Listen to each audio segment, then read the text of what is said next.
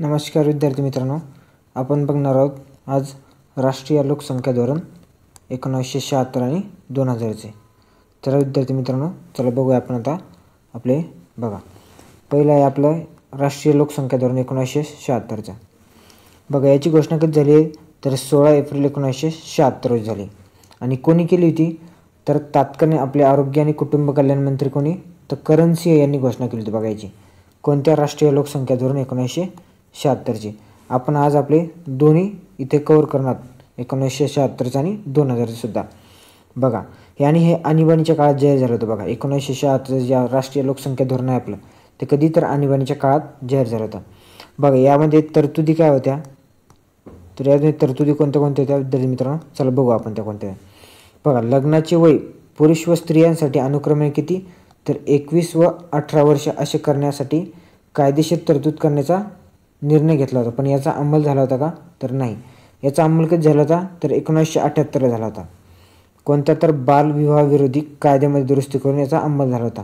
तर कशाचा पुरुषाचे आणि स्त्रियाचे वय अनुक्रमे किती करायचं होतं 21 आणि 18 वर्ष करायचं होतं। बघा समोरची तरतूद काय होती तर कुपोषण कमी करणे व स्त्री साक्षरता वाढवणे याच्यावर भर द्यायचा होता। कोणत्या तर 1976च्या राष्ट्रीय लोकसंख्या धोरण। विद्यार्थी मित्रांनो हे जे तरतुदी आहेत का तर आपल्याला याच्यावर जास्त प्रश्न विचारले जातात, त्यामुळे ह्या लक्षात ठेवणं गरजेचं आहे। कधीचा 1976चा कोणी जाहीर केलं होतं तर कुटुंब कल्याण मंत्री आपले करण सिंह यांनी जाहीर केलं होतं आणि आणीबाणीच्या काळात जाहीर केलं होतं। पहिली तरतूद काय लक्षात ठेवायची आपल्याला पुरुष व स्त्रियांसाठी अनुक्रमे वय किती करण्यात आलं तर 21 आणि 18 करण्यात आलं आणि याची अंमलबजावणी कधी झाली ती तर 1978च्या कायद्यानुसार झाली ती। आता समोरचा पॉईंट लक्षात ठेवा। बघा कुपोषण कमी करणे व स्त्री साक्षरता वाढवणे यावर भर द्यायचा होता कोणत्या 1976च्या धोरणामध्ये।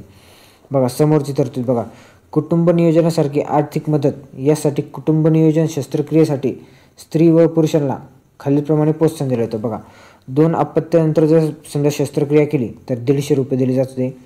3 अपत्यानंतर जर केली तर 100 रुपये व त्यापेक्षा जास्त अपत्य असल्याच्यानंतर केली तर 70 रुपये असे दिले जाते। म्हणजे शस्त्रक्रिया केली तर इतके समजा पैसे दिले जाते। कशासाठी दिले जाते तर लहान कुटुंबाचा प्रसार करायचा यासाठी ही मदत दिली जाते। बघा म्हणजे शक्यतो पैशाच्या लोभाने का होणं ते शस्त्रक्रिया करतील आणि त्यानुसार आपल्या काय तर लोकसंख्या वाढण्यास थोडी कमी होईल, म्हणजे कमी वाढेल।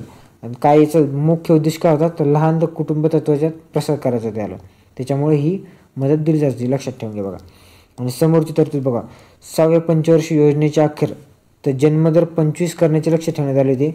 तसेच लोकसंख्या वाढीचा वार्षिक सरासरी वृद्धी दर किती ते 1.4% खाली आणायचा। विद्यार्थी मित्रांनो ज्यांना क्लिअर दिसत नसेल त्यांनी थोडी क्लॅरिटी म्हणजे वाढून घ्यायची आहे, मग त्यांना दिसेल थोडं बघा व्यवस्थित दिसेल। हे बघा हे कधी तर 6व्या योजनेच्या अखेरपर्यंत हे 2 तरतुदी आपल्याला कंप्लीट करायच्या। काय तर जन्मदर 25पेक्षा कमी करायचा होता आणि लोकसंख्या वाढीचा वार्षिक वृद्धी दर किती तर 1.4%च्या खाली आणायचा होता। आणि समोरचा पॉईंट बघा लोकसभेतील जागांचे वाटप करताना 1971ची जनगणना विचारात घेतली जाईल आणि हे कधी तर 42वी घटनादुरुस्तीने हा आधार 2001 पर्यंत करण्यात आला होता। कधी 2001 पर्यंत लोकसभेची जागा वाटप कधी 1971ची जनगणना विचारात घेतली जाणार होती। बघा आणि लोकसंख्या नियंत्रण व कुटुंब कल्याण हा नवीन विषय टाकण्यात आला होता। कशामध्ये तर बघा कोणता तर लोकसंख्या नियंत्रण व कुटुंब कल्याण हा विषय नवीन टाकण्यात आला। कधी तर राष्ट्रीय लोकसंख्या धोरण 1976 नुसार हा विषय टाकण्यात आला होता। बघा महत्त्वाचे पॉईंट आहे, लक्षात ठेवा।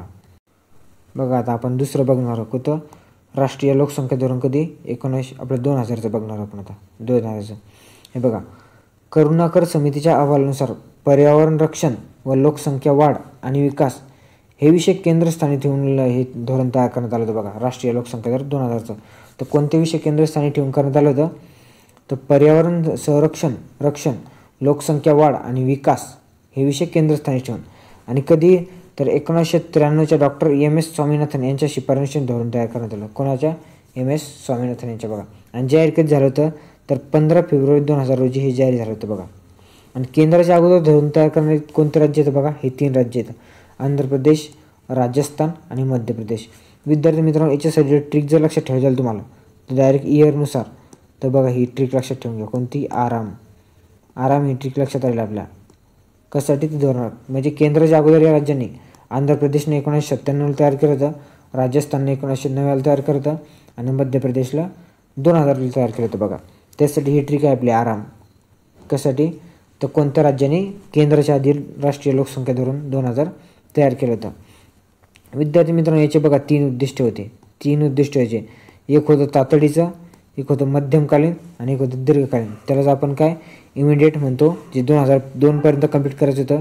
दुसरे म्हणजे मिड टर्म, ज्याला मध्यकालीन म्हणतो आपण, ते 2010 पर्यंत कंप्लीट करायचे ते. आणि तिसरं लॉंग टर्म, जे की आपल्याला 2045 पर्यंत कंप्लीट करायचे आहेत बघा. आणि ते कोणते तर बघू आपण. 2002 पर्यंत कोणते कंप्लीट करायचे ते, संतती नियम, आरोग्य पायाभूत सुविधा पुरवणे, तसेच प्रजनन व बाल आरोग्याची सेवा मिळवण्यासाठी एकात्मिक सेवा पुरवणे. हे कधी 2002 पर्यंत आपल्याला कंप्लीट करायचे ते बघा. हे लक्षात ठेवा. आपल्याला विचारलं जातं मिड टर्म कोणते येतं किंवा इमिडिएट कोणते येतं, लॉंग टर्म कोणते येतं. तर हे इमिडिएट लक्षात ठेवा. संतती नियमन करायचं, तसेच आरोग्य व पायाभूत सुविधा पुरवणे, प्रजनन व बाल आरोग्याची सेवा मिळवण्यासाठी एकात्मिक सेवा पुरवणे, कोणती तर एकात्मिक सेवा. आणि मध्यमकालीन कोणते होते बघा. 2010 पर्यंत एकूण जन्मदर, त्यालाच आपण काय टोटल फर्टिलिटी रेट म्हणतो, तो 2.1% आणणे. किती आणायचं बघा, 2.1% मध्यमकालीन उद्दिष्ट होतं बघा. तर टोटल फर्टिलिटी रेट किती, तर आपल्या 2.1%. आणि हम दो हमारे दोचा नारा या मिड टर्म उद्दिष्टामध्ये अंतर्भूत होता बघा. कोणता, तर हम दो हमारे दोचा नारा. हे बघा लक्षात ठेवा. कोणता, तर हम दो हमारे दोचा नारा. हा बघा लक्षात ठेवा. कधी हम दो हमारे दोचा कद्या मिड टर्ममध्येच आपल्या ॲड होता बघा. आणि दीर्घकालीन जे की 2045 पर्यंत आपल्याला करायचे आहेत बघा. 2045 पर्यंत लोकसंख्या स्थिरीकरण करणे, हे 2045 पर्यंत उद्दिष्ट आहे आपलं. कोणतं, तर लोकसंख्या स्थिरीकरण. आणि टोटल फर्टिलिटी म्हणजे बघा काय आहे, लोकसंख्या अशा स्तरावर स्थिर करणे जेथे शाश्वत आणि आर्थिक विकास व सामाजिक विकास देखील होईल. म्हणजे टोटल फर्टिलिटी रेट काय आहे, तर म्हणजे लोकसंख्या अशा स्तरावर स्थिर करायची आपल्याला जिथं काय लोकसंख्या म्हणजे जिथं शाश्वत विकास वाढ होईल, शाश्वत विकास आर्थिक वाढ होईल आणि सामाजिक विकास देखील होईल बघा. तर अशा स्तरावर आपल्याला हे करायचे, ते लोकसंख्या स्थिर करायची. आणि 2000च्या उद्दिष्टाचे बघा गोल्स काय होते आपले. राष्ट्रीय लोकसंख्या धोरण जे 2000चं आहे बघा, त्याचे उद्दिष्ट काय काय होते बघा आपले. आणि ते उद्दिष्ट आपल्याला 2010 पर्यंत गाठायचे होते बघा. काय काय उद्दिष्ट होते ते बघू आपण आता. 14 वर्षापर्यंत शिक्षण मोफत व सक्तीचे करणे, तसेच मुलं व मुलींना प्राथमिक व माध्यमिक शिक्षणाचे गळतीचे प्रमाण 20%च्या खाली आणणे. हे बघा, हे आपल्याला 2010 पर्यंत कंप्लीट करायचे होते. तसेच शिशु मृत्यू दर 30पेक्षा खाली आणणे. हे 2000चे आपल्याला जे गोल्स आहेत, तर तुझ्या त्या पूर्ण पाठच ठेवायच्या आहेत. ह्याच विचारले जाणार आहेत आपल्याला. शिशु मृत्यू दर किती, तर 30पेक्षा खाली आणायचा होता. आणि माता मृत्यू दर किती, तर 100पेक्षा खाली आणायचा होता. 1 लाख मागे, 1 लाखामागे 1 लाख माता मागे 100पेक्षा माता मृत्यू दर आपल्याला खाली आणायचा. तर मुलीचे लग्न 18 वर्षे वयाच्या आत होऊ न देणे, तसेच 20 वर्षानंतर करण्यास प्रोत्साहन करणे, हे आपल्याला उद्दिष्ट किंवा तरतूद ठेवण्यात आली 2000च्या याच्यात, म्हणजे गोल्स ठेवण्यात आलं होतं बघा. आणि संस्थात्मक प्रसूतीचे प्रमाण किती, तर 80 करणे व प्रशिक्षित व्यक्तीमार्फत होण्याचे प्रसूतीचे प्रमाण किती, 100% करणे, हे एक गोल्स ठेवण्यात आलं होतं बघा. आणि बघा, जननदर पुनर्स्थापनेच्या स्तरावर येण्यासाठी लहान कुटुंबास प्रोत्साहन देणे.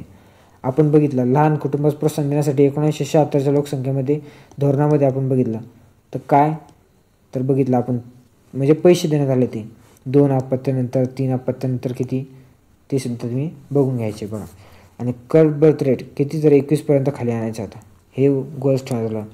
बालविवाह प्रतिबंधक कायदा व कोणता PCPNDT कायद्याची प्रभावीपणे अंमलबजावणी करणे, हे देखील गोल्स होतं राष्ट्रीय लोकसंख्या धोरण 2000चं बघा. आणि एड्सचा प्रसार रोखणे, साथीच्या रोगावर प्रतिबंध व नियंत्रण प्राप्त करणे, हे देखील महत्त्वाचा गोल्स होता बघा या धोरणामध्ये. व जन्मदर, मृत्यूदर, लग्नाआधी व गर्भधारणेची 100% नोंदणी करणे बघा. 100% नोंदणी करणे, हे देखील याचं गोल्स होतं बघा. त्याच्यामुळे हे गोल्स आपल्याला लक्ष ठेवायचे. विद्यार्थी मित्रांनो, जे 76चं आणि आपलं 2000चं राष्ट्रीय लोकसंख्या धोरण आहे. विद्यार्थी मित्रांनो, यावर जास्तीत जास्त प्रश्न आतापर्यंत 90% प्रश्न हे गोल्सवर आले. त्याच्यामुळे जे गोल्स आहेत ते लक्षातच ठेवून घ्यायचे आहे आणि पाठच करून टाकायचे. विद्यार्थी मित्रांनो, याच्यापेक्षा बाहेर प्रश्न जाणार नाही, तुम्हाला याची शाश्वती आहे. त्याच्यामुळे एवढेच करा महत्त्वाचे आणि एवढेच पाठ करून ठेवा. तर चला भेटू आपण नेक्स्ट लेक्चरमध्ये. थँक्यू.